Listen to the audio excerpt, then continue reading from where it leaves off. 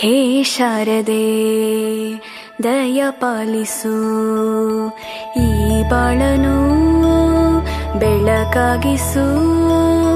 ಹೇ ಶಾರದೆ ದಯ ಪಾಲಿಸು, ಈ ಬಾಳನು ಬೆಳಕಾಗಿಸು. ನಾಳೆಗಳ ದಾರಿಯಲೇ ನಂಬಿಕೆಯ ನೆಲೆಯಾಗಿರಿಸು, ಮುನ್ನಡೆಸು. ಕೈ ಹಿಡಿದು ನಾವಾಡೋ ಪದ ಪದದಲ್ಲೂ ಸಂಚರಿಸು.